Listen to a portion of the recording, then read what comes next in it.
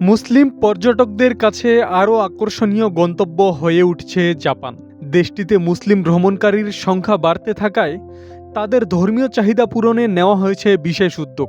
Shopping mall, departmental store, বিমানবন্দর ও জনপ্রিয় পর্যটন কেন্দ্রে চালু করা হচ্ছে আলাদা নামাজ কক্ষ।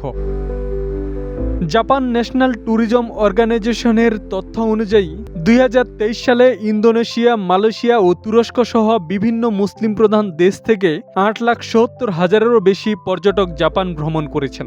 গত এক দশকে এই সংখ্যা দ্বিগুণেরও বেশি বেড়েছে। বিশেষজ্ঞদের মতে, মুসলিম প্রধান দেশগুলোতে জাপানের লক্ষ্যভিত্তিক প্রচারণা, ইয়েনের দরপতন এবং সরাসরি ফ্লাইট বৃদ্ধির কারণে পর্যটক সংখ্যা দ্রুত বাড়ছে। মুসলিম পর্যটকদের সুবিধার্থে টোকিওর অভিজাত গিনজা এলাকার মাতসুয়া গিনজা ও জনপ্রিয় শিবুয়া পার্কো শপিং সেন্টারে নামাজের ব্যবস্থা করা হয়েছে। দেশটির বৃহত্তম শপিং মল অপারেটর এয়ন মল ইতিমধ্যে চিবা, কানাগাওয়া, আইচি, হিরোশিমা ও ওকিনাওয়া সহ বিভিন্ন অঞ্চলের 60টি মলে নামাজ কক্ষ চালু করেছে।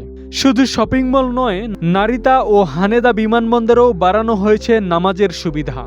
পাশাপাশি প্রযুক্তি নির্ভর অ্যাপের মাধ্যমে পর্যটকরা সহজেই নামাজের সময় কিবলার দিক ও নিকটস্থ নামাজের কক্ষের তথ্য জানতে পারছেন।